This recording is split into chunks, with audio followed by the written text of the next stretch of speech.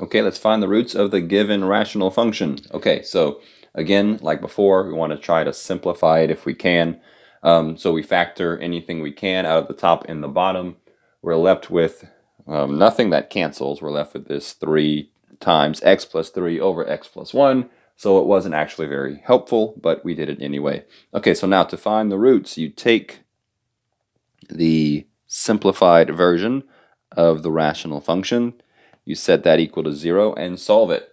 Remember, the general strategy is to multiply both sides by the denominator. So I'm going to multiply both sides times x plus 1. Okay, so x plus 1 times 3 times x plus 3 over x plus 1.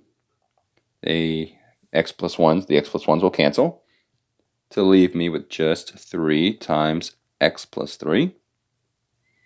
And the right side, which is always going to be the case, will equal 0 because 0 times x plus 1 is equal to 0. All right, so maybe you'll notice you can actually bypass this step here, right? This is the justification for getting this, which is just setting the numerator equal to 0, okay?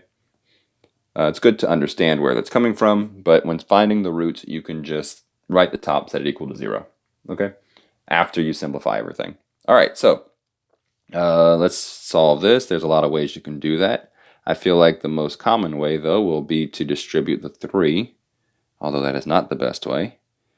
3 times x is 3x. Let me move that over here. 3x. 3 times 3 is 9. That equals 0. Okay, then we'll subtract 9 from both sides.